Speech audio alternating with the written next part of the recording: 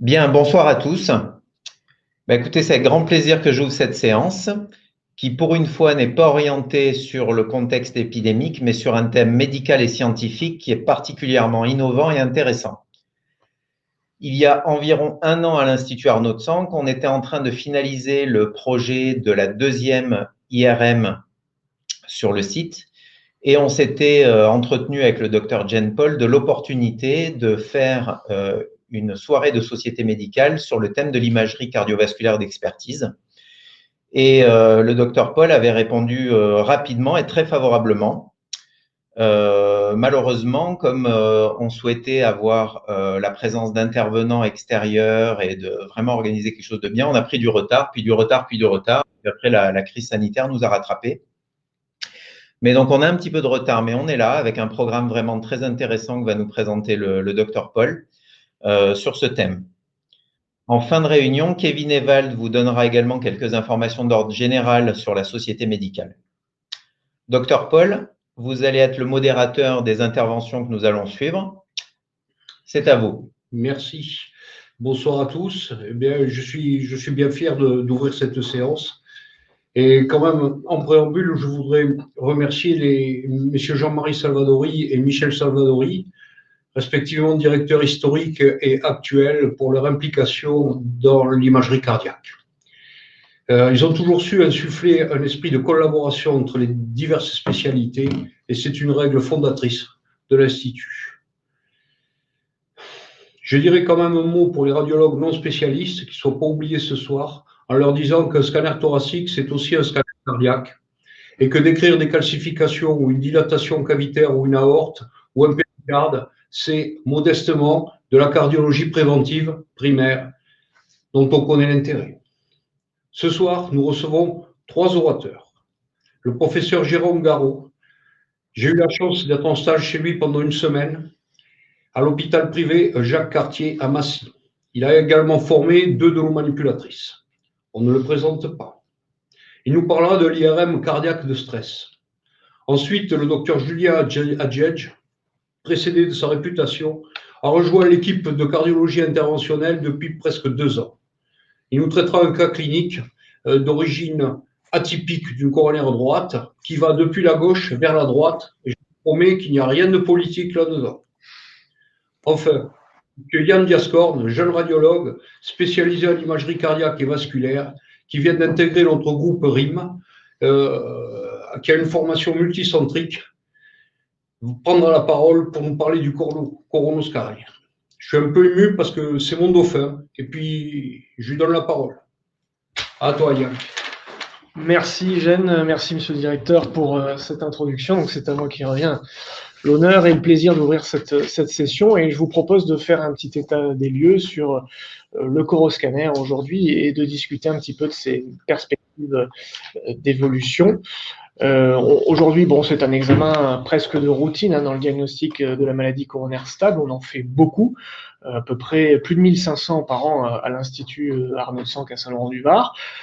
Initialement, c'était un examen qui était très réputé pour sa valeur prédictive négative qui permettait d'exclure le diagnostic de coronaropathie.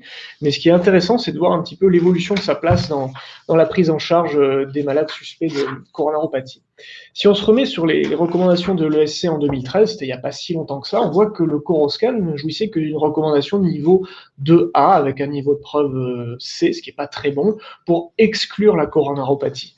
Et puis ensuite, dans les années suivantes, 2015, puis deux gros papiers en 2015, puis en 2018, il y a des grosses séries qui sont sorties dans les grosses revues où il a été démontré que intégrer le coroscan dans la prise en charge des coronaropathies ou dans la douleur thoracique chez des patients faibles risque ou risque intermédiaire, ça pouvait avoir un intérêt pour réduire la mortalité cardiovasculaire. Et c'est ainsi qu'en 2019, la Société européenne de cardiologie a modifié ses recommandations en plaçant cette fois le coroscan avec une recommandation de grade 1 pour donc la coronaropathie chronique. Il y a également eu en 2020 des recommandations dans le syndrome coronarien aigu, où là encore avec un fort niveau de preuve pour l'exploration de douleurs thoraciques chez des patients à risque faible ou intermédiaire. Donc, si on veut résumer les indications du Coroscan aujourd'hui, en 2021, bien sûr, le diagnostic de la coronaropathie, stable ou dans l'exploration d'une douleur thoracique aiguë, toujours pour des patients à probabilité pré-test faible à intermédiaire. On va pouvoir également aussi s'intéresser au score calcique coronaire, qui est un marqueur prédictif de mortalité cardiovasculaire chez les patients asymptomatiques. On évitera de le faire avant 40 ans parce qu'il est presque toujours négatif et ça a peu d'intérêt. On pourra bien sûr contrôler les pontages aortocoronaires, on pourra évaluer la perméabilité de stent à condition qu'il soit relativement proximaux et d'un diamètre suffisant. On pourra aussi explorer des anomalies de naissance ou de trajet des coronaires et dans certaines cardiopathies congénitales, préciser un petit peu le bilan morphologique de ces pathologies.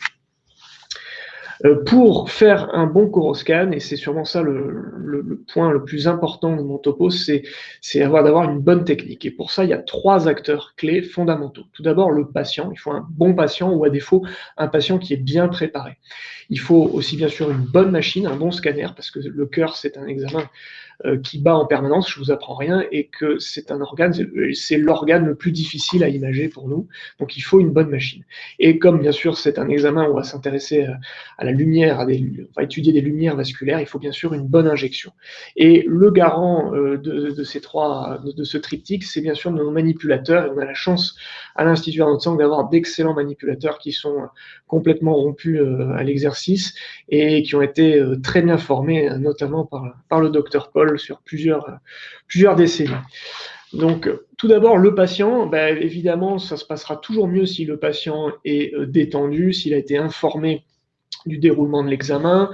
On va l'interroger, savoir s'il a eu des stents ou des pontages, parce que s'il a eu des stents, on ne fera pas de score calcique, ça n'a aucun intérêt. S'il a eu des pontages, on fera une acquisition plus large pour voir bien sûr les mammaires internes, par exemple. On cherchera les contre-indications classiques à l'injection de polycontraste iodé, à l'administration de bêta-bloquants et à l'administration du natispray.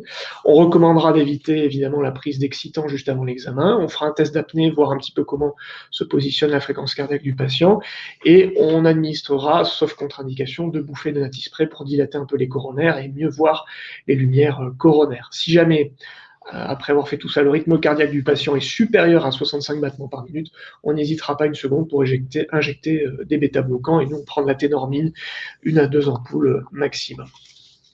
Après un bon patient, il faut une bonne machine. Voilà le scanner que l'on a actuellement. On travaille sur un scanner qui est tout à fait bon, mais qui arrive un petit peu au bout de ses capacités. C'est un scanner 64 détecteurs, donc avec uniquement 4 cm de couverture anatomique, qui nous oblige à faire une acquisition à chaque fois rétrospective. C'est-à-dire qu'on va tirer des rayons X sur tout le cycle, toutes les phases du cycle cardiaque. Alors bien sûr, c'est notre astuce pour diminuer notre taux d'échec, puisque en imageant tout le cycle cardiaque, on se dit bien qu'on aura bien une phase sur lesquelles nos coronaires seront pas flous, de bonne qualité, et où on pourra être contributif. Mais le gros problème, c'est que on transmet à nos patients une irradiation quand même significative, de près de 500 ou 600 mg/cm. Donc, comment est-ce qu'on va... Voilà ce que l'on fait d'abord actuellement. Sur la ligne du haut, vous voyez une acquisition rétrospective où on va tirer pendant tout le cycle cardiaque et on va ensuite reconstruire différentes phases. Et puis il y a une deuxième possibilité qui, elle, a l'avantage d'être beaucoup moins irradiante en diminuant de près de 75% la dose transmise, c'est l'acquisition prospective. Mais pour avoir une acquisition prospective, il faut soit avoir un patient qui bat très lentement ou alors une machine qui peut acquérir des images très rapidement. Et c'est pour ça que très prochainement, on va avoir un nouveau scanner qui fait partie d'une de ces 2 familles de scanners haut de gamme. Alors il y a 2 technologies rapidement. Il y a Siemens qui a choisi la technologie bitube. En mettant 2 tubes à 90 degrés, on peut avoir des images très très rapidement avec une résolution temporelle très courte. Ou bien il y a d'autres constructeurs comme Canon et GE qui eux ont choisi une autre stratégie, c'est d'avoir une couverture anatomique très large avec un détecteur qui est capable en un tour de spire d'imager un grand volume, à savoir une couverture jusqu'à 16 cm. Donc nous, c'est ce que l'on a choisi et c'est ce que l'on va avoir très prochainement en juin, un scanner Canon large détecteur qui va nous permettre enfin de pouvoir faire des acquisitions prospectives, c'est-à-dire que durant une diastole, on va pouvoir acquérir tout le volume cardiaque. Et vous voyez sur le petit tracé ECG, on va paramétrer la machine en lui disant à 75% de notre intervalle RR, on sait que ça correspond à notre télédiastole et que c'est le moment où les coronaires sont plus immobiles, on va en moins de 350 millisecondes avoir l'intégralité du volume cardiaque et donc toutes les coronaires. Et donc, on va en plus pouvoir réduire d'un facteur 3 l'irradiation du patient. À gauche, vous voyez ce que l'on fait actuellement avec une couverture anatomique de 4 cm. Là, vous comprenez qu'il faut 3 à 4 cycles cardiaques pour couvrir un cœur qui fait 12 ou 13 cm de haut. Ça nous prend 4 à 5 secondes d'acquisition, alors que à droite, vous avez ce qu'on va voir dans quelques mois. En 350 millisecondes, on a 16 cm de volume qui sont acquis et qui nous permettent donc de voir toutes les coronaires. Enfin, le troisième paramètre très important, c'est l'injection. On fait une injection biphasique avec des produits de contraste assez dosés en iode pour avoir un bon contraste dans les coronaires, avec un débit assez élevé à 5 millisecondes, que l'on va pousser, rincer par du sérum physiologique afin de laver les cavités droites, comme vous pouvez le voir, pour éviter les artefacts ici, comme vous le voyez sur l'image de droite, qui pourraient gêner l'interprétation, l'étude de la coronaire droite dans son sillon atrioventriculaire. Ensuite, la phase suivante, c'est l'interprétation. On commence par faire un score calcique coronaire, qui est une acquisition sans injection, basse dose, après synchronisation à l'ECG. On va segmenter les coronaires, on va obtenir par un logiciel le score calcique selon Agatston, et on va intégrer ce score dans des ABAC, dépendant du sexe et de l'âge du patient, puisque bien sûr, avoir un score calcique coronaire à 100, c'est très différent si c'est une jeune femme de 42 ans que si c'est un homme de 65 ans. Évidemment, ce score calcique, j'ai déjà dit, on ne le fera pas s'il y a une revascularisation, puisqu'il n'est valable que chez des patients asymptomatiques et qui ne sont pas en prévention secondaire. Il y a un deuxième intérêt du score calcique, c'est que si jamais il est très élevé, alors il n'y a pas de limite seuil dans la littérature, mais ça peut nous contre-indiquer à faire l'injection, parce qu'on sait que plus il y a de charge calcique sur notre coronaire, et plus l'étude des lumières coronaires sera difficile. Donc, si on a un score calcique très élevé, supérieur à 1000, généralement, on interrompt l'examen à ce niveau-là, et on ne fait pas d'injection. Ça aussi, c'est un petit peu à moduler avec les nouvelles machines qui sont un peu plus performantes. Voilà un score calcique, comment ça se passe. On va contourer les calcifications et on obtient tout simplement la charge calcique très rapidement. Ensuite, on va faire l'étude coronaire après injection. Là, on va pouvoir rechercher ou étudier une anomalie de naissance. On va déterminer la dominance coronaire. Et puis, on va faire des reconstructions dans les lumières coronaires pour à la fois éventuellement calculer des degrés de sténose. Et on va pouvoir donner un score, le score CADRADS. Et puis, un intérêt très important du coroscan, c'est d'essayer de diagnostiquer, de dépister des plaques à haut risque, puisqu'on s'est aperçu qu'une bonne partie des patients qui faisaient des accidents cardiaques n'avaient pas forcément une cardiopathie obstructive. Et donc, ça veut peut-être dire qu'il y a des plaques qui ne sont pas sténosantes d'un point de vue hémodynamique, mais qui sont quand même à risque. Et ça, c'est une force du coroscan que de pouvoir les mettre en évidence. Donc voilà, ici un exemple d'un patient. Ah, c'est gentil. Voilà un exemple d'anomalie de naissance des coronaires, si j'arrive à faire défiler la vidéo. Voilà, c'était un patient de la semaine dernière de Claude Mariottini qui avait mis en évidence une anomalie de naissance et voulait vérifier que c'était bien une anomalie qui n'était pas grave, il n'y avait pas de trajet aortopulmonaire. Alors c'est peut-être passé un petit peu vite, mais bon voilà, c'était juste pour montrer qu'il n'y avait pas de tronc commun et un tronc commun à droite en canon de fusil avec une coronaire gauche qui venait passer devant l'infundibulum pulmonaire et qui rejoignait l'IVA distal dans son sillon interventriculaire.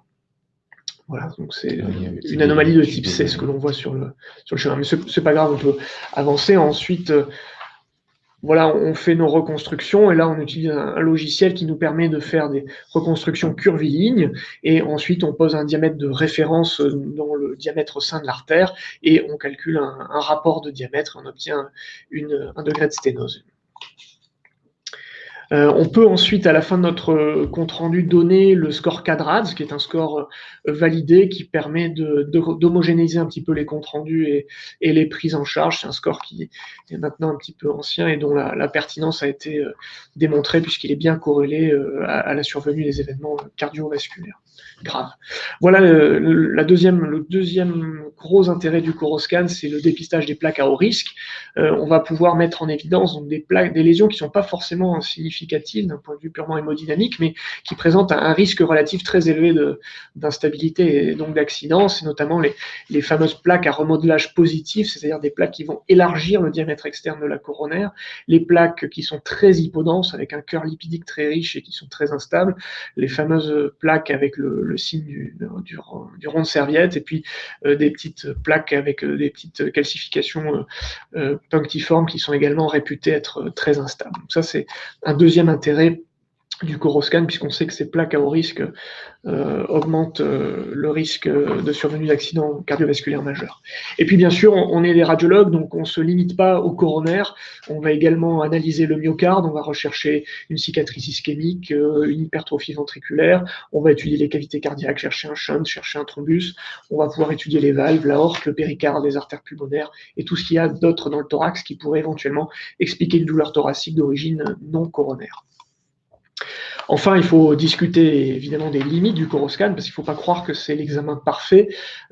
Principalement, on reste très très limité lorsque le rythme cardiaque du patient est très rapide ou très irrégulier, et notamment chez les patients contre-indiqués ou bêta-bloquants. Alors même si les discours marketing des constructeurs avec les nouvelles machines nous vendent monts et merveilles, on sait très bien qu'on ne pourra pas se passer des bêta-bloquants, même avec des machines très haut de gamme. Et puis, il y a aussi la principale limite qui est la charge calcique qui nous empêche de bien étudier la lumière vasculaire. Voilà un exemple ici à gauche de ces fameux artefacts. Vous savez, en haut de cette coronaire, une plaque calcique qui vient un petit peu nous gêner. On a du mal à voir ce qu'il y a sous la plaque. Et juste après, vous voyez qu'il y a un stent aussi. On a vraiment beaucoup de mal à déterminer sa perméabilité. Et on peut ruser en retraitant les données brutes du scanner pour avoir des filtres un petit peu plus durs qui nous permettent de mieux étudier les lumières à la fois de la coronaire derrière la plaque calcique et dans le stent. Alors voilà, le Coroscan, c'est un examen qui bien sûr va continuer à s'améliorer au fur et à mesure que les scanners vont s'améliorer, tant dans le point de vue de la résolution spatiale, où les scanners vont tourner de plus en plus pour la résolution temporelle, où les scanners vont tourner de plus en plus rapidement, et donc on va pouvoir avoir de belles images sur des patients qui tapent de plus en plus vite, et puis également aussi sur la résolution spatiale, puisqu'il y a des nouveaux détecteurs, des nouveaux algorithmes aussi de retraitement des images, et puis sûrement une prochaine révolution avec les scanners à comptage photonique qui sont encore en phase d'étude, mais c'est certain que c'est une modalité d'imagerie qui va encore progresser et qu'on va encore diminuer nos échecs, nos taux d'échecs, nos taux de scanners non contributifs. Mais bon, ça reste un examen purement anatomique et on est toujours incapable d'estimer l'évaluation fonctionnelle de ces sténoses. Et alors, sans vouloir déflorer le topo de Julien Hadjadj, mais voilà, peut-être que la FFRCT dont il va nous parler est une des réponses et que l'on va, avec peut-être un seul examen, pouvoir avoir une évaluation anatomique et fonctionnelle des sténoses. Alors bon, comment est-ce que ça fonctionne? C'est un calcul non invasif de la FFR qui, vous le savez, est calculé de manière invasive par des mesures de pression. On sait maintenant, il y a une littérature assez abondante, que la FFR non-invasive CT est très bien corrélée à la mesure de la FFR invasive. Et puis, il y a un traitement mathématique très complexe que je ne saurais pas vous expliquer, mais avec différentes techniques, soit de l'intelligence artificielle, soit de la mécanique des fluides. Et puis, c'est aussi un traitement très opaque, puisqu'il y a des enjeux financiers énormes là derrière. Il n'y a pour l'instant qu'une seule solution majeure, mais il y en a plein d'autres qui arrivent et je pense que Julien Hadjadj va nous en parler et donc ça va faire sûrement baisser le prix de ces solutions et pour le premier bénéfice de nos patients. Voilà juste un exemple, comment ça se passe. On fait un Coroscan, on envoie les images par Internet chez une société qui a des supercalculateurs et des algorithmes qui permettent ensuite de nous exporter un PDF en couleur, comme ça, avec un code couleur. Et lorsque le seuil de la FFRCT est inférieur à 0,8, on considère que la sténose est hémodynamiquement significative. Là, vous avez un exemple sur une CX avec quand même une bonne corrélation avec une mesure de la FFR invasive à 0,52 et une mesure à 0,61 de la FFR-CT. Un autre exemple, voilà. Donc pour conclure, le Coroscan, c'est une méthode d'imagerie qui est robuste, dont les performances ne sont plus à démontrer. On s'aperçoit que petit à petit, en une dizaine d'années, on a glissé du diagnostic d'élimination vers vraiment une caractérisation anatomique de plus en plus précise, avec notamment ces plaques à haut risque. Et il reste quand même des limites qui sont certaines, telles que les rythmes rapides et réguliers, les calcifications abondantes. Mais voilà, c'est un examen qui va encore s'améliorer et on espère que dans quelques années, peut-être qu'on pourra avoir sur un seul examen non invasif à la fois une évaluation anatomique et fonctionnelle des sténoses coronaires. Je vous remercie. Très bien, je pense qu'on ouvrira un peu la discussion à la fin des trois présentations. Docteur Hadjadj, j'ai ouvert votre micro. Oui, bonjour à tous. Merci pour l'invitation. Je vais partager mon écran. Eh bien, j'ai votre présentation, sinon je vous la passe. Je préfère partager l'écran si ça ne vous dérange pas, comme ça je passe les diapos. Ça va être plus fluide. Ok, c'est bon. Est-ce que vous voyez l'écran? Il est en train d'arriver, ouais. Vous pouvez vous mettre en plein écran du coup, hein. C'est bon? Oui, mettez-vous en plein écran, on voit les éléments. Là, je suis en plein écran, là, pour moi. Alors on voit on voit les vignettes sur le côté et l'écran principal. Moi, Passez en mode de présentation peut-être juste. mais j'y suis. C'est ça qui est. Donc là, vous voyez pas. Si, on voit, mais avec les vignettes sur la gauche et sur une grande partie de l'écran, votre présentation. Alors, Donc, je ne sais pas si on verra les animations correctement, etc. est-ce que là, vous voyez mieux? Non, c'est pareil. Bon, alors, ce que je vais faire, c'est que je vais arrêter le partage. Je pourrais vous demander de passer les diapos, ça vous dérange pas? Pas du tout. C'est dommage. Alors, arrêtez le partage. Je vais juste réessayer peut-être une fois, partager l'écran, pour voir si ça marche, parce que ce serait un peu mieux. Écran entier, voilà. Bon, là, j'ai partagé tout l'écran, et normalement, ça devrait être mieux. Hop, et là, est-ce que c'est bon? Là, c'est bon. Parfait. Parfait. Bon, ben, parfait. Bravo. Merci à tous et merci encore pour cette invitation. C'était une superbe introduction parce que le sujet a été très bien introduit, parce que je vais vous présenter un cas d'anomalie de naissance coronaire chez un patient qui s'est présenté à l'Institut Arnaud de Sank. Et on va voir un peu toutes les modalités qui se développent autour d'un cas et d'une décision qui est assez complexe. Alors, je vais vous présenter un peu le cas. Donc, c'est un patient de 43 ans. Oh là là, qu'est-ce qu'il m'a fait? Pardon. Donc, un patient de 43 ans, donc vous voyez ici une anomalie de naissance coronaire droite qui naît dans la cusp antéro-gauche, qui n'a pas de facteur de risque cardiovasculaire, qui a présenté des douleurs thoraciques suspectes, un examen clinique, un électrocardiogramme de repos qui était normal, le coroscanner, bien le voici. La scintigraphie qui a été réalisée était menée à 97% de la fréquence maximale théorique, qui était négative, et une échographie de stress négative. Donc plutôt un bilan rassurant, mais quand même des douleurs thoraciques suspectes. Alors, on évoque parfois dans les anomalies de naissance coronaire, risque de mort subite quand il y a des compressions, ce genre de choses. Et donc, ça inquiète beaucoup le patient qui a 43 ans. Voici le détail du scanner. Donc, on voit le trajet au niveau de la cusp antéro-gauche qui est aortique, qui n'est pas un trajet intramural. Donc, je reviendrai un peu sur cet aspect-là, mais qui paraît un peu sténosé à son ostium. Premier avis chirurgical dans un centre chirurgical voisin, il était préconisé une chirurgie d'emblée avec une reconstruction coronaire avec un patch veineux. Le patient a souhaité un peu réfléchir et puis il a demandé un deuxième avis chirurgical et le deuxième avis chirurgical lui a dit dans un autre centre traitement médical. Et là, on est toujours malmené quand c'est cette situation parce qu'on me demande un troisième avis pour trancher en fait entre les deux chirurgiens et quelle est l'attitude à faire. Donc c'est toujours des discussions qui sont très difficiles pour le patient, pour les correspondants et pour l'ensemble d'un dossier, surtout quand il s'agit d'une anomalie de naissance coronaire parce qu'il n'y a pas vraiment d'attitude consensuelle. Donc l'idée a été, et ce que j'ai proposé, de refaire la coronographie car la première n'était pas disponible et d'y associer des examens en plus supplémentaires qui sont associés à la coronographie, qui est faire de la FFR, bien sûr, et de faire aussi l'IVUS, qui est une échographie endocoronaire pour voir, en fait, la coronaire de l'intérieur. Donc, j'ai fait cette coronarographie, on voit le réseau gauche qui ne présente pas d'athérome coronaire, qui ne présente pas de sténose par ailleurs. La coronaire droite est extrêmement difficile à visualiser. On la voit discrètement au bout de ma souris ici arriver, et on ne pourra pas faire beaucoup mieux dans les cathétérismes parce qu'on n'a aucun cathéter dédié dans les anomalies de naissance coronaire et parfois c'est très difficile et très long. En revanche, ce qu'on a pu faire, c'est mettre un guide qui mesure la pression et sur ce guide qui mesure la pression, mettre une caméra à l'intérieur. Donc en fait, on avait tous les éléments pour réfléchir sur ce cas et comprendre que la FFR est à 0,86. Donc, comme il a été annoncé juste avant, il n'y a pas d'indication à faire une revascularisation coronaire. L'échographie endocoronaire est extrêmement précieuse dans ces cas-là parce qu'elle montre toutes les tuniques coronaires. Elle montre qu'il n'y a pas de plaque coronaire, qu'il n'y a pas de terrain d'athérosclérose chez un patient jeune qui n'a pas d'athérome coronaire, mais qui n'a pas de facteur de risque cardiovasculaire. Et surtout, ce qui est intéressant, c'est qu'on voit à ce retrait automatique, donc on part de la distalité, on va faire cette anomalie de naissance, cette forme de croissant, d'ellipse. Et là, on imagine bien qu'il y a un degré de rétrécissement. Mais cependant, plus la lumière se rétrécit dans un axe, plus elle s'élargit dans l'autre. et puis après on arrive dans l'aorte. Et donc ça nous donne des éléments qui sont assez précieux pour l'aide de la prise de décision.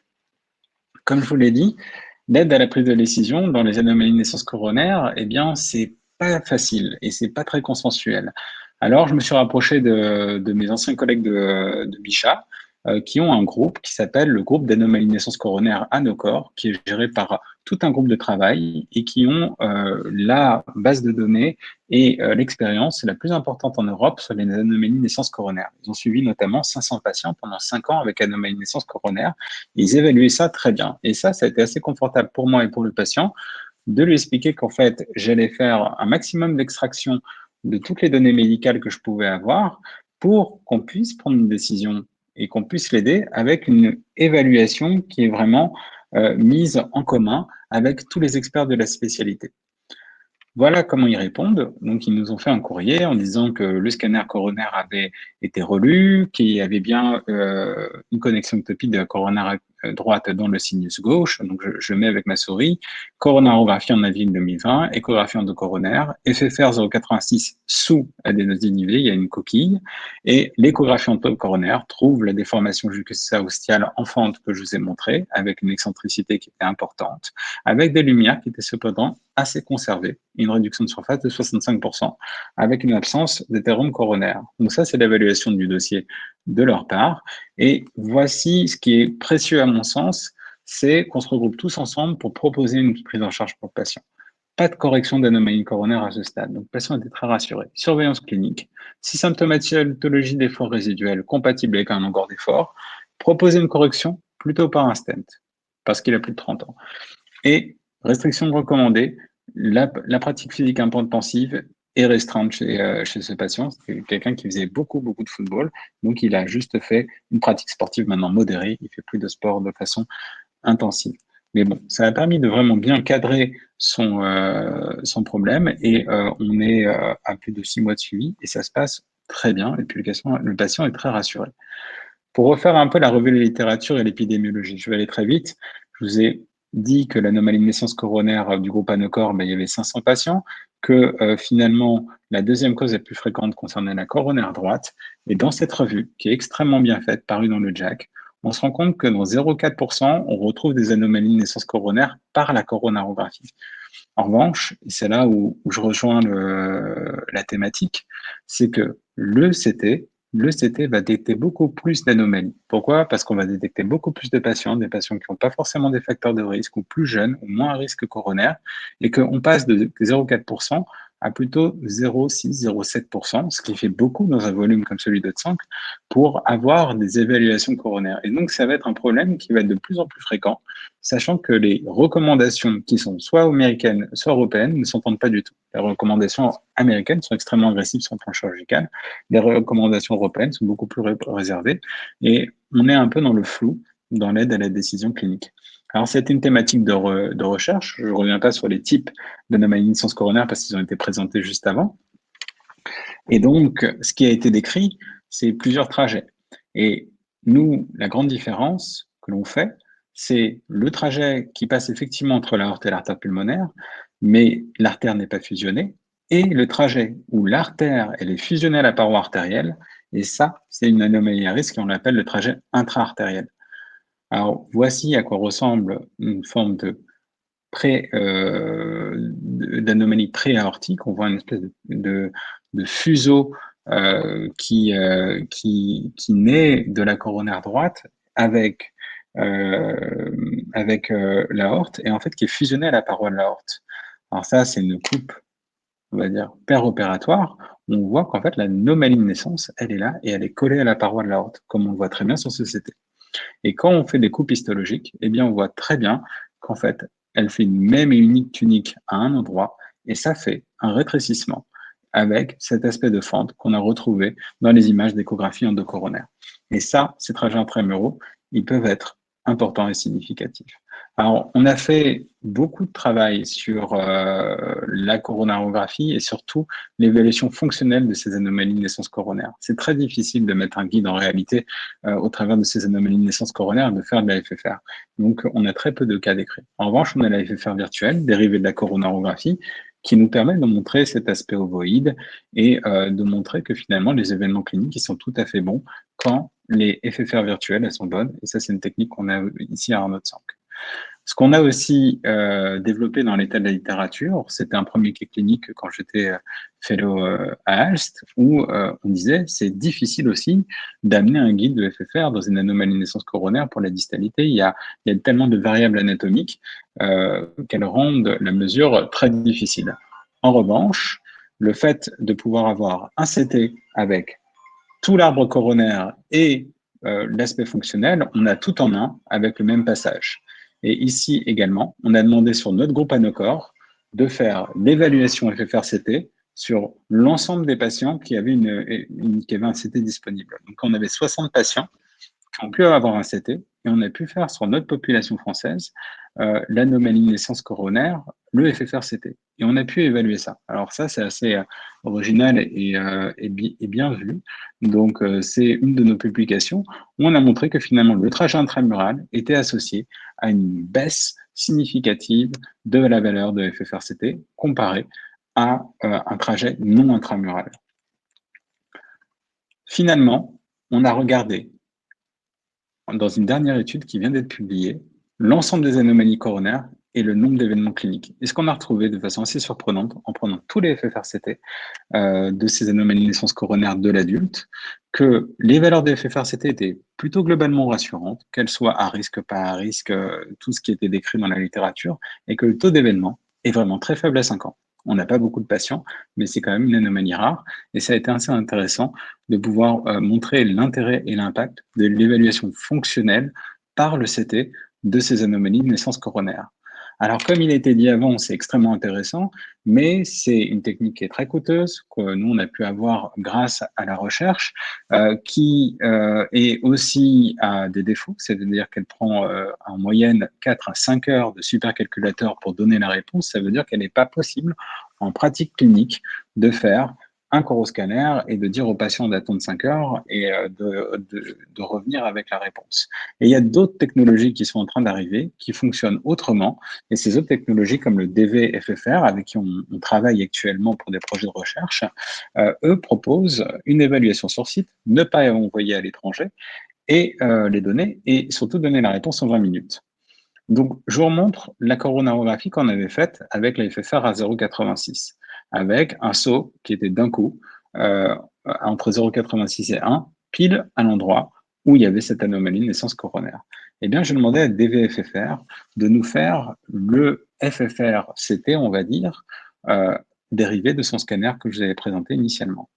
Alors, voici la réponse. Donc, c'est une observation sur un cas, ça vaut ce que ça vaut. Mais le 0,86, ici, c'est un 0,85. Et donc, ça, c'est assez impressionnant, je veux dire, de voir quelle est la capacité maintenant de ces nouvelles technologies d'intelligence artificielle de pouvoir dériver et de pouvoir aider les patients parce qu'à partir d'un simple coroscan, maintenant, on peut avoir l'évaluation fonctionnelle et morphologique complète et avoir beaucoup de réponses pour les patients en un examen qui est très simple et très bien réalisé. Voilà, je vous remercie pour votre attention et merci encore pour cette invitation.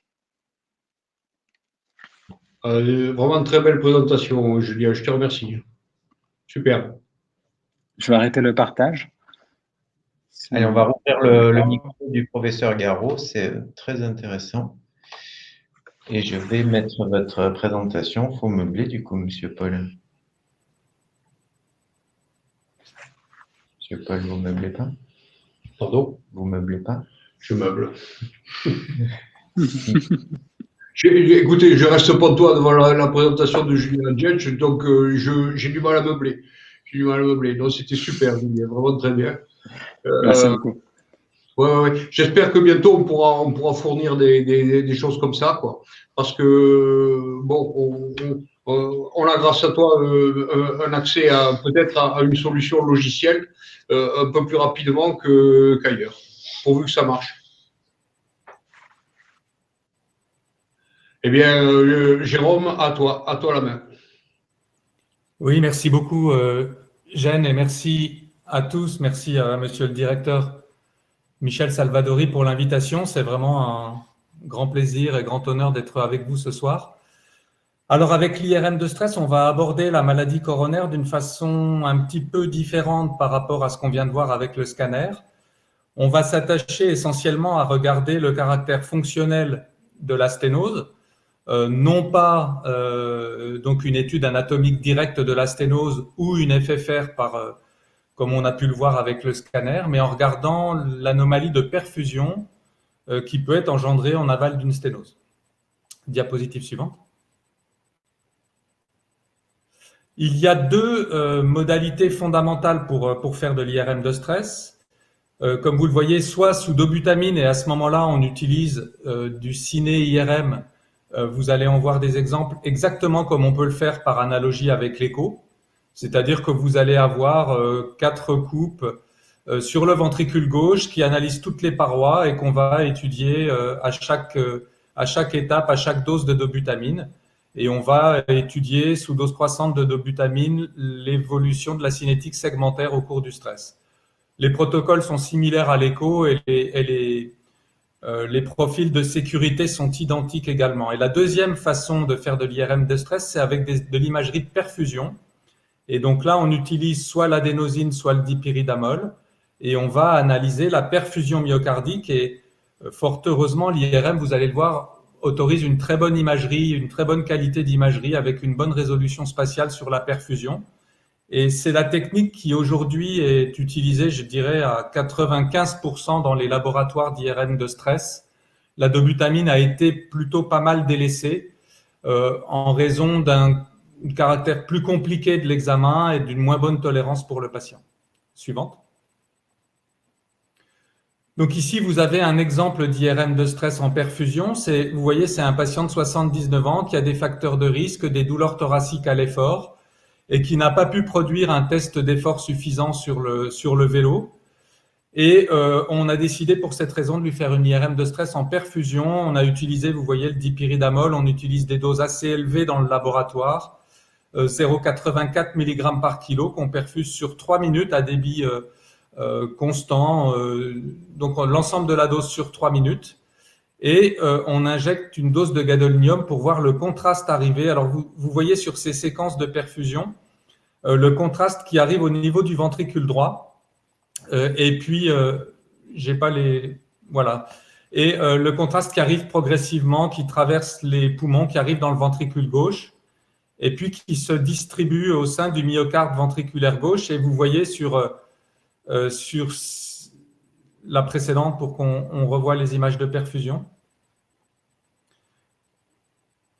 Vous voyez le bolus qui arrive au niveau du myocarde.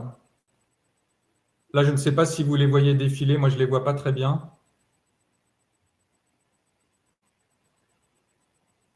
Désolé, il y a toujours un petit décalage avec l'Internet. Vous êtes sur laquelle que je la remette? Je suis sur la diapo. Oui, la diapo, mais l'image animée. Numéro 1 où on voit la perfusion défilée. Alors, j'essaie de la remettre. On a un petit délai de décalage à chaque fois.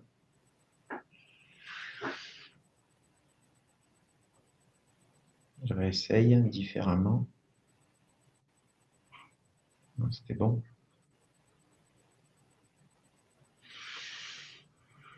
Alors, je vois les animations, mais j'ai du mal à les faire suivre. Voilà, on les a vus pas mal au début et ensuite ça s'est un peu bloqué. Mais on voit passer un bolus de gadolinium. C'est chiant, ça. Et en plus, ça ne revient pas en arrière. Bon, je vais essayer de mettre la deuxième. Voilà, là on voit. Donc vous voyez que la perfusion est bonne sur le territoire inférieur et qu'on voit une hypoperfusion assez franche dans le territoire antéro-septo-apical. On le voit sur la 2 cavités. Je n'ai pas de pointeur pour vous montrer, mais on voit cette hypoperfusion antéro-apicale qui est assez manifeste sur la 2 cavités. Et on la voyait sur la 4 cavités et le petit axe normalement. Moi, oui, celle-là, elle s'en va. La troisième. Elle va arriver. J'essaie de vous mettre la troisième. Oui, ce n'est pas un souci. Je crois qu'on voyait assez bien sur le. Ok. Bon, sur la deuxième, donc en tout cas, ça montre une hypoperfusion assez nette dans le territoire antéro-septo-apical de l'IVA. Et vous voyez qu'on vérifie par les techniques de de rehaussement tardif en haut, ce qu'on appelle le late gadolinium enhancement. Ce sont des techniques de rehaussement tardif en gadolinium où on ne voit pas de séquelles d'infarctus. Donc là, il n'y a pas de nécrose, c'est vraiment de l'ischémie inductible réversible. Et vous avez la coronarographie qui montre une lésion critique, une occlusion sur l'IVA moyenne, donc venant confirmer cette ischémie importante dans le territoire de l'IVA. On peut évidemment quantifier le nombre de segments ischémiques avec le modèle à 17 segments. Là, je ne vous ai pas notifié la quantification, mais au vu des images, c'est probablement 7 segments sur 17 dans le territoire de l'IVA, donc c'est un bon gros territoire d'IVA moyenne. Suivante.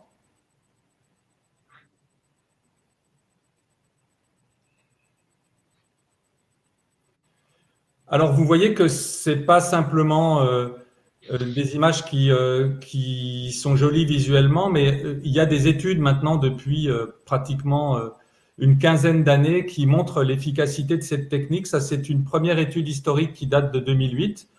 Elle avait été, vous vous en doutez, initiée auparavant, mais c'est une comparaison de l'IRM de stress en perfusion versus la scintigraphie monophotonique. Donc, c'était une étude multicentrique européenne avec au départ des effectifs assez réduits, 234 patients, où les auteurs avaient comparé l'IRM de stress en perfusion tel que vous l'avez vu avec la scintigraphie monophotonique et en prenant l'angiographie coronaire comme méthode de référence.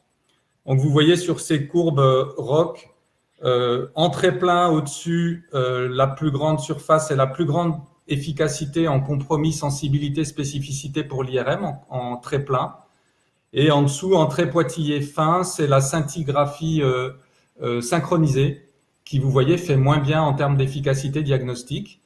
Et on avait dans cette étude des sensibilités spécificités pour l'IRM qui étaient autour de 85-90%. Donc vraiment des bons chiffres d'efficacité diagnostique par rapport aux techniques connues. Suivant. Ça a été confirmé plus récemment, vous voyez, dans des journaux extrêmement sérieux. Dans le Lancet en 2012, ça c'est l'étude CIMARC, il y a plus de patients avec coronaropathie suspectée, 752 patients. Là aussi, c'est une comparaison directe avec la scintigraphie monophotonique, avec la coronarographie invasive comme gold standard. Vous avez la prévalence de coronaropathie dans cette population qui est proche de 40%. Donc, vraiment pas mal de patients coronariens dans cette étude. Et vous avez là aussi sur les courbes ROC l'IRM en haut en trait plein qui fait toujours mieux que la scintigraphie dans différents sous-groupes de patients, que ce soit tous les patients, toutes les sténoses, les monos, les pluritronculaires. Vous avez tous les sous-groupes de patients avec à chaque fois des chiffres de sensibilité et spécificité qui sont meilleurs pour l'IRM par rapport à la scinti, et avec cette conclusion dans le Lancet que ces résultats devraient supporter une utilisation plus large de l'IRM de stress pour le diagnostic d'insuffisance coronaire. Suivant. Alors évidemment, on a parlé de FFR pas mal sur les deux topos précédents. La validation de l'IRM en perfusion par rapport à la FFR a été faite. Là, je vous montre qu'une seule étude de 2009 dans Circulation, mais il y en a des dizaines d'études et dans des très bons journaux. Et il y a une très bonne concordance entre ces anomalies de perfusion qu'on peut mettre en évidence sous adénosine et la FFR invasive. Et vous voyez dans le tableau du haut que les chiffres de sensibilité et spécificité de l'IRM pour mettre en évidence des FFR en dessous de 0,8 ou de 0,75 sont extrêmement élevés, entre 91 et 94% ou même plus. Donc une extrêmement bonne concordance entre les anomalies de perfusion en IRM sous stress et la FFR invasive. Suivant. Ici, c'est un cas intéressant d'un jeune patient de 29 ans qu'on suit dans le laboratoire depuis de nombreuses années. C'est un jeune patient transplanté qui donc avait ses programmes de surveillance par coronarographie habituels pour les patients transplantés. Et vous voyez qu'une coronarographie avait mis en évidence une lésion qui semblait assez serrée sur l'IVA proximal. Et étant donné le caractère asymptomatique, le fait que le patient était jeune et en parfaite forme, en parfaite santé, on a décidé avec la demande du coronarographiste de faire une IRM de stress en perfusion. Et vous voyez les images en perfusion à droite qui ne montrent pas d'ischémie, pas de déficit. La lésion avait été estimée assez serrée en coronarographie, autour de 70% de réduction de diamètre, mais une FFR avait été pratiquée et confirmait une FFR plutôt rassurante, au-dessus de 0,8 à 0,85. Et le patient est suivi maintenant depuis 11 ou 12 ans. Il n'a pas été dilaté, il n'a pas été stenté sur son IVA et il va très bien d'un point de vue clinique, sans aucun événement. Donc on avait pris le parti de ne pas le dilater sur les données de l'IRM et de la FFR, et le patient va très bien avec un suivi prolongé. Suivant. Alors, ce qu'il faut dire d'important de l'IRM par rapport à la scintigraphie, c'est qu'elle a une sensibilité supérieure pour détecter des petites lésions. C'est lié au fait que la résolution spatiale est meilleure. Vous avez sur le panel de gauche une lésion critique, une lésion serrée de l'IVA proximale, et vous avez l'ischémie à la scintigraphie dans le territoire antéro-septo-apical, et vous avez à gauche l'hypoperfusion en C, l'hypoperfusion entre les flèches à l'IRM, et en D, l'ischémie à la scinti. Donc là, tout le monde est d'accord, l'ischémie est assez étendue, ça pose pas de problème. Lorsque vous avez sur le panel de droite en A des lésions plus petites sur des plus petites artères coronaires, comme ici cette petite artère marginale ou circonflexe distale, la scintigraphie ne met pas en évidence d'ischémie en D, alors qu'en C, vous voyez cette hypoperfusion latérale médiane au niveau d'un seul petit segment. Alors vous allez me dire qu'en termes d'étendue d'ischémie, ça n'a pas une grosse importance, peut-être, mais en termes de diagnostic et de mise en place d'un traitement de prévention secondaire, c'est important d'avoir fait le diagnostic avec une résolution spatiale supérieure. Suivant.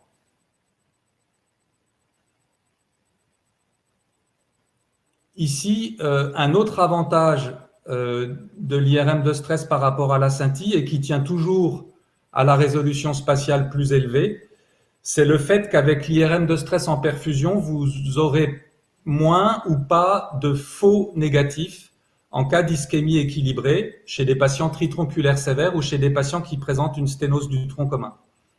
Vous voyez ici en bas à droite une angiographie coronaire qui est injectée par la coronaire droite et qui montre une reprise totale de la coronaire gauche avec une occlusion du tronc commun. Vous avez des anévrismes proximaux sur la coronaire gauche qui est reprise. Vous les voyez au scanner en bas à droite. Occlusion du tronc avec des anévrismes. C'était un jeune patient qui avait des douleurs thoraciques d'effort. Une scintigraphie que vous voyez en haut à gauche, faussement rassurante en termes de fixation du traceur. Et une IRM en haut à droite qui montrait une ischémie extrêmement étendue, équilibrée. Chaque segment avait le même degré d'ischémie, ce qui rendait la scintigraphie négative. Et vous voyez que la résolution spatiale de l'IRM permet de voir l'ischémie dans le sous-endocarde par rapport au sous-épicarde qui, pour chaque segment, devient un élément de référence, de comparaison. Donc, la meilleure résolution spatiale permet de voir l'ischémie dans le sous-endocarde, même si cette ischémie est circonférentielle. C'est un jeune patient de 15 ans qui a été ponté puisqu'il n'y avait pas d'accès par angioplastie.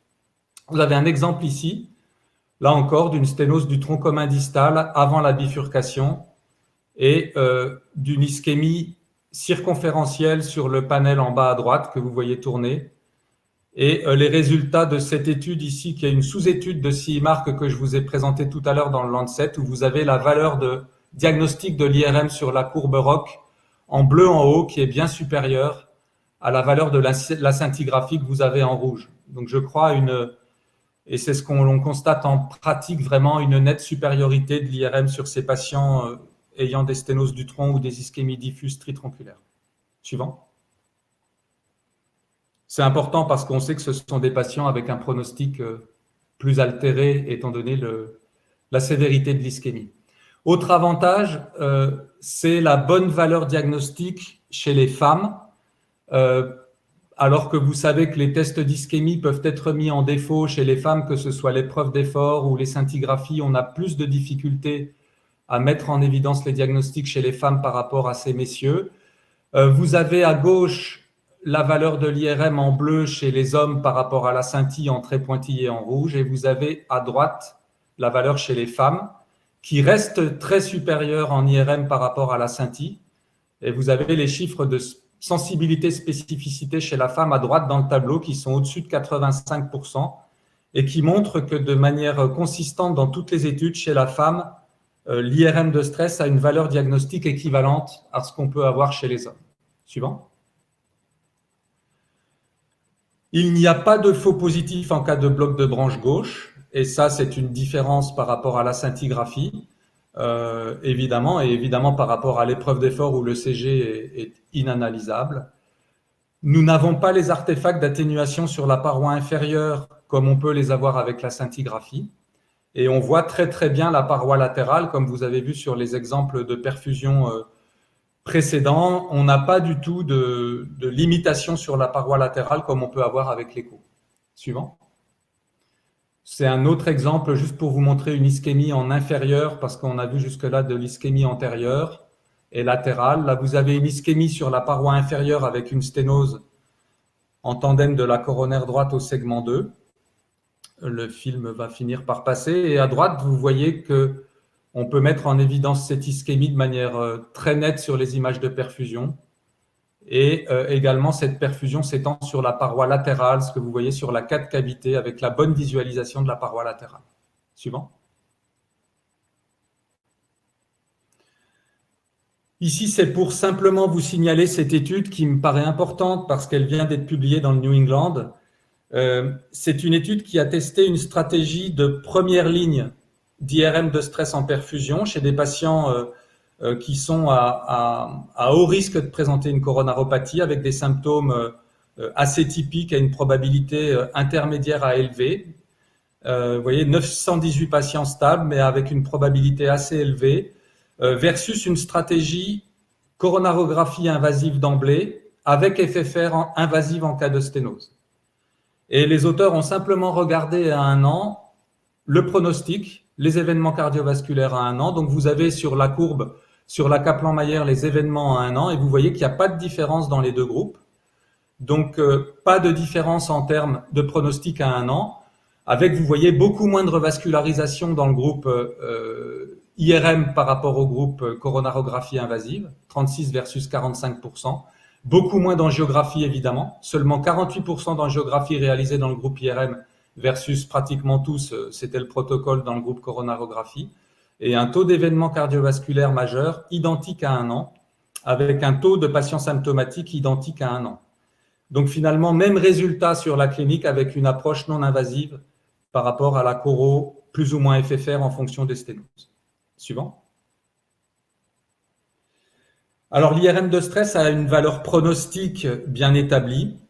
Ce qu'on peut dire par analogie avec la scintille ou avec l'écho, c'est une IRM de stress négative va vous conférer un très faible événement, un très faible taux d'événements cardiovasculaires à 3 ans, inférieur à 1% par an. Donc, c'est identique à ce qu'on a avec les études d'écho ou de scintigraphie.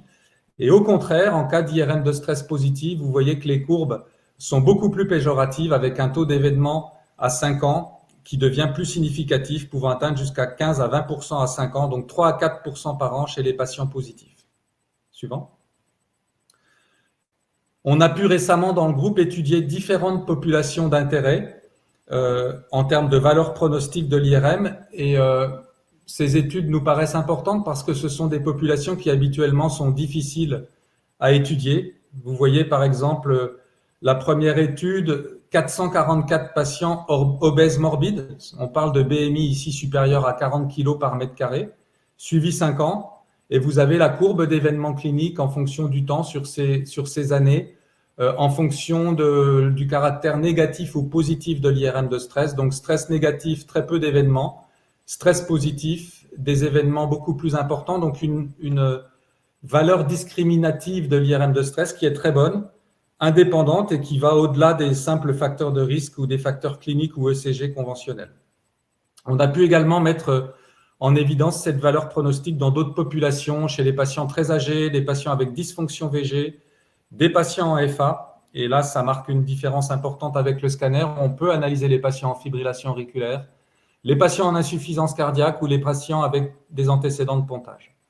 Suivant. Ça, c'est l'équipement qui est nécessaire pour réaliser l'IRM de stress. Il faut du monitoring dans la salle et il faut des box de surveillance, un peu comme dans chaque laboratoire de stress. Suivant. Très brièvement, pour vous terminer sur ces quelques diapos, pour vous montrer comment on réalise l'écho de stress en dobutamine, il y a eu cette étude, vous voyez, qui est encore antérieure, qui date de 99, où il y avait une comparaison chez 200 patients de l'écho d'obus versus la scintigraphie versus l'IRM de stress en mode ciné sous dobutamine. Et là aussi, l'IRM avait fait mieux en termes de valeur diagnostique avec des sensibilités supérieures, 86 de sensibilité versus 74 et 86 de spécificité versus 70, en prenant la Coro comme référence. Suivant.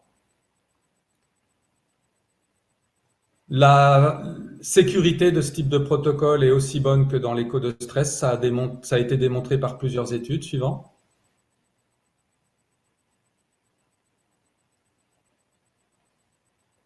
Les boucles ciné devraient en principe partir. Vous avez sur la gauche ce patient qui part de base avec une fréquence cardiaque à 67 par minute avec une bonne fonction systolique globale et segmentaire. Les cinés ne sont pas aussi fluides qu'ils devraient l'être, mais ce n'est pas grave. Sur la droite, à 30 gamma par kilo par minute avec une fréquence de 121 par minute, vous voyez, en principe, on va attendre quelques instants, une akinésie dans le territoire antéro-septo-apical. Et ce patient avait effectivement une sténose de l'IVA. Malheureusement, les boucles ne sont pas fluides.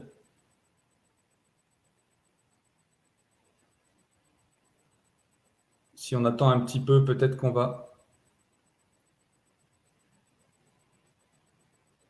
Normalement, on génère 25 images par seconde, donc on a un ciné extrêmement fluide. Là, il met juste un peu de temps à être digéré par la machine, mais on a un ciné extrêmement fluide, en principe, qui vous montre une akinésie antéro-septo-apicale à droite.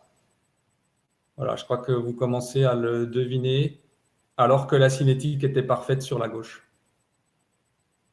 C'est pas grave, je sais que vous me faites confiance. Diapositive suivante. Ça, ce sont les chiffres de sensibilité-spécificité de l'IRM par rapport à l'écho. IRM en rouge, écho en jaune, c'était assez clairement au-dessus. Suivant. Et un des atouts majeurs de l'IRM, c'est en plus à la fin de l'examen de pouvoir mettre en évidence avec le rehaussement tardif les séquelles de nécrose, que ce soit des petites nécroses sous-endocardiques comme vous avez ici en inférieur, suivant, ou des nécroses plus importantes comme vous avez ici. Et là aussi, la supériorité de l'IRM, c'est sa résolution spatiale par rapport à la scintille. Et il n'est pas rare d'avoir des nécroses sous-endocardiques qu'on voit très très bien en IRM et qu'on ne voit pas en scintigraphie du fait d'une résolution spatiale moins bonne. Suivant. Et on peut, avec ce principe, donc vous voyez un infarctus antérieur à gauche qui est transmural et vous avez un infarctus inférieur et sur le VD en haut à droite qui est transmural, donc qui prend l'ensemble de la paroi, donc sans viabilité résiduelle, et vous avez un infarctus en bas à droite inférieur sous-endocardique limité, avec un certain degré de viabilité résiduelle, puisque vous voyez qu'il y a 2/3 de la paroi myocardique viable, non nécrosée sur la paroi inférieure, qui reste noire. L'infarctus apparaît blanc et le myocarde normal apparaît noir. Suivant. Et c'est donc avec ce principe qu'on a pu utiliser l'IRM et en faire la méthode de référence pour la viabilité myocardique. Et vous voyez sur les diagrammes de droite que la probabilité de récupération fonctionnelle d'un segment dépend directement sur l'axe des abscisses de la transmuralité de l'infarctus. C'est ce que je vous ai indiqué sur la dia précédente. Quand l'infarctus dépasse 50% de transmuralité, vous avez peu de chances de récupération.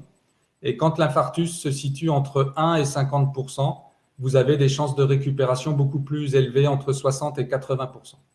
Suivant.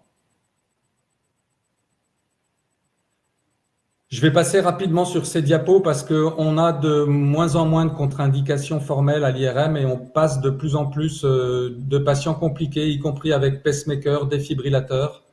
Et finalement, les contre-indications deviennent de plus en plus rares. Suivant. Le premier orateur nous avait montré déjà ces diapos de recommandation de l'ESC 2019 et notamment la première ligne qui dit qu'on peut faire soit du scanner, soit de l'imagerie fonctionnelle non invasive de type écho, scintille ou IRM pour faire le diagnostic de coronaropathie en classe 1. Donc ça veut dire un peu débrouillez-vous en fonction de votre plateau technique. Suivant. En fait, il y a un moyen de choisir plutôt le scanner que les techniques d'imagerie. Et ce moyen est basé sur une technique très simple qui est ce diagramme. Vous regardez simplement le sexe de votre patient, homme ou femme, son âge et le caractère typique ou non des symptômes.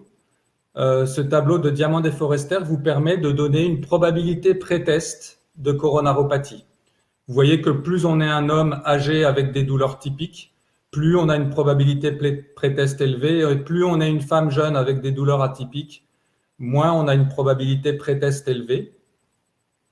Si vous combinez ceci en bas de la diapositive à droite, vous pouvez, dans le tableau à droite, vous pouvez établir une probabilité clinique d'avoir une maladie coronaire en mêlant différents autres facteurs tels que les facteurs de risque, l'ECG, éventuellement un score calcique ou des anomalies de fonction VG.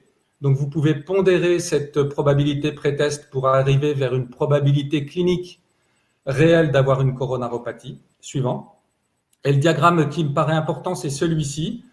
Lorsque vous avez en haut à droite plutôt une probabilité assez élevée avec une probabilité d'avoir une coronaropathie réelle, une revascularisation, une dysfonction VG avec besoin d'une étude de viabilité, il est plutôt conseillé d'aller vers un texte fonctionnel d'imagerie. Au contraire, à gauche, lorsque vous avez une probabilité plutôt plus faible ou intermédiaire, quelqu'un qui risque pas trop d'avoir un scanner difficile, pas de FA, pas de calcification, pas de gros facteurs de risque, pas de diabète, etc., vous pouvez aller vers un scanner coronaire. Donc ça permet, en fonction des plateaux techniques, de plutôt s'orienter. Suivant. Vous voyez aujourd'hui qu'en 2021, l'IRM de stress est devenu une technique de première ligne chez des patients symptomatiques avec une coronaropathie suspectée en classe 1 ESC, qu'on va plutôt vers des patients à risque intermédiaire ou élevé. L'efficacité diagnostique est excellente et bien sûr sans irradiation. Vous avez une évaluation complète de l'ischémie, de la fonction, de l'anatomie, de la viabilité. Et vous avez une valeur pronostique dans des populations, y compris les populations les plus difficiles avec les autres techniques alternatives. Merci beaucoup pour votre attention.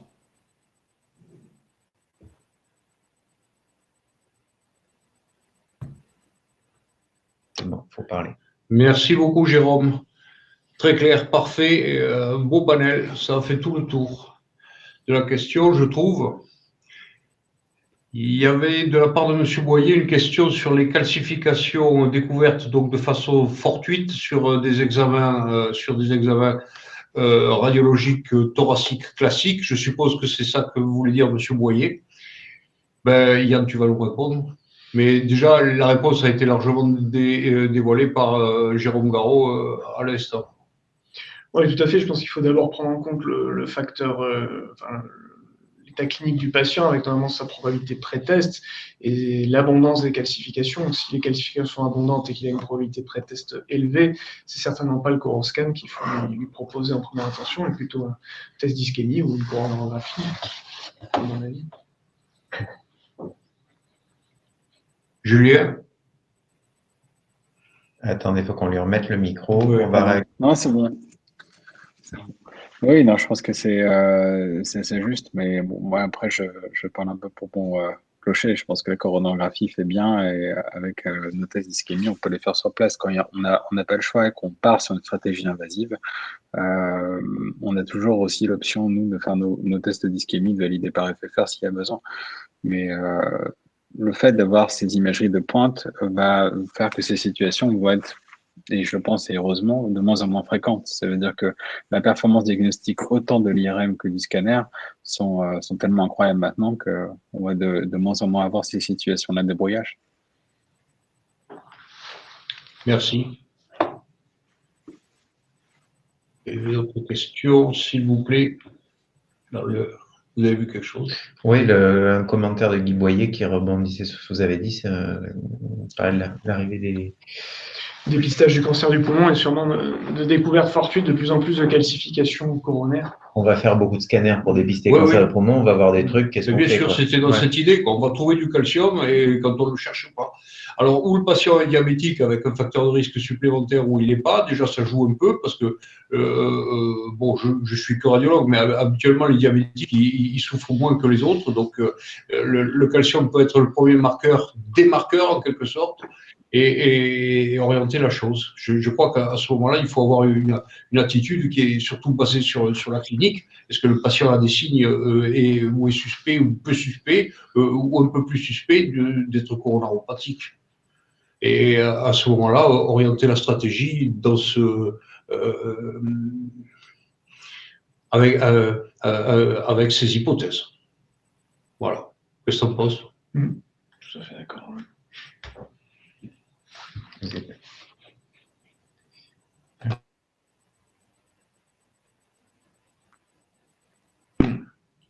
Jérôme, découverte fortuite de calcification. Qu'est-ce qu'on fait? Je pense que quand on en est qu'au stade de la calcification, on parle de patients symptomatiques en général. Comme disait Julien, j'ai un conflit d'intérêt, mais moi, j'irai pas directement à la coronarographie sur des calcifications parce que vous allez être déçus, vous allez passer vos journées à faire des coros normales et on le sait bien avec le scanner. Quand tu as un coroscan qui te montre des calcifs, la proportion de lésions hémodynamiques que tu vas trouver derrière est assez faible.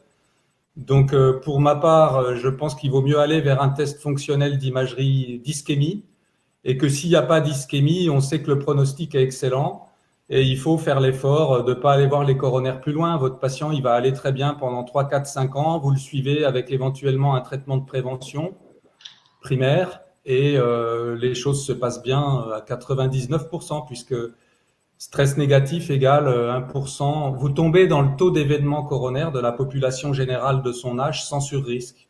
Donc, moins d'1% par an. Donc, à mon avis, ne pas s'énerver. Ok. Moi, j'avais peut-être une question pour Julien sur la FFR City. Est-ce que tu sais si c'est des choses qui vont être prises en charge par la CPM? Est-ce que c'est des choses, parce que non, il y a un marquage CE Alors ça va être quelque chose de très compliqué, très touchy. Bon, moi, je fais partie du bureau du GACI, donc le groupe de réflexion de cardiologie interventionnelle, et on a essayé de travailler sur ce genre de dossier-là. À savoir que la FFR, avec son niveau de preuve, a mis plus de 10 ans à être remboursée en France. Pourquoi? Parce que c'était un dispositif qui n'a pas été implanté et qu'il n'y avait pas la codification pour pouvoir rembourser quelque chose qui n'est pas implanté. Et là, on retombe un petit peu sur la même thématique avec le FFRCT ou le DVFFR ou n'importe quelle autre stratégie, parce que là, on va devoir trouver un acte de tarification qui est un logiciel. Et ça n'existe pas encore. Donc, au niveau des caisses de remboursement et tout ça, c'est assez compliqué. Et puis après, il y a tout un tas de responsabilités. Alors, avec ArcFlow, c'est encore plus compliqué le FFRCT parce qu'on envoie toutes les données aux États-Unis. Donc, les États-Unis récupèrent toutes les données. Donc, il y a un problème aussi au niveau de la sécurité des patients, de l'identitovigilance, qui est pas de couac par rapport à ça. Et puis après, il y a tout ce coût de santé qui part dans une société aux États-Unis. C'est plus du tout le même schéma économique que lorsque on demande une scintigraphie, une IRM, une coronarographie, tout ça. Donc je suis pas sûr qu'on va voir le remboursement venir si vite que ça. Je pense plutôt qu'on aura la compétition de différents acteurs, comme tu l'as dit, qui va diminuer le coût, qui va le rendre plus accessible, plus attrayant et du coup un peu plus abordable.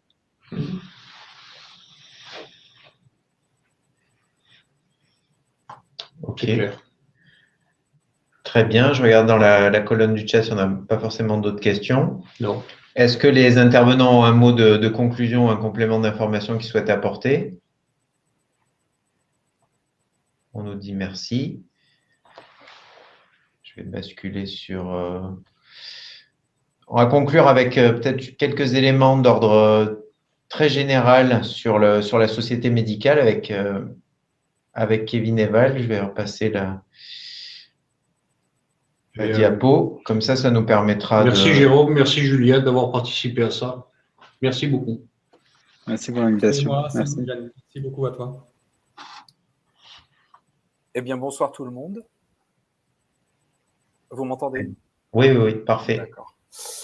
Donc oui, alors des informations d'ordre général sur la société médicale. Bon, certains spectateurs ce soir connaissent déjà la structure, peut-être que d'autres pas. Elle a donc été créée en 1978. Hein, c'est une association loi 1901 hein, qui a été constituée par des médecins qui sont membres associés et titulaires de l'association en question. Donc l'intérêt, c'est quoi en fait? C'est une société savante indépendante, pluridisciplinaire, à vocation formation médicale continue. Donc l'objectif, c'est effectivement l'amélioration des connaissances, le partage des connaissances entre les différents professionnels et les différentes spécialités. Et l'idée, c'est de continuer tout au long de la pratique et de la carrière des praticiens à se former et à avoir un enseignement post-universitaire. Voilà, donc cette société médicale est typiquement dédiée à la base aux praticiens du 06, hein, de par sa localisation. Chacun est libre de s'y exprimer. Hein, comme vous avez pu le voir, donc les conférenciers sont amenés à faire des exposés sur différents sujets qu'ils maîtrisent. Et l'adhésion est donc ouverte à tous les praticiens, simplement via le versement d'une cotisation qui permettra de financer les moyens engagés pour l'organisation. Alors ça, c'est très vrai dans sa forme originelle pour la société médicale, qui normalement était des conférences en présentiel. Là, on est sur un système de visioconférence. C'est un peu un renouveau de la société médicale. En tout cas, on l'espère comme ça avec M. Salvadori et puis les participants de ce soir.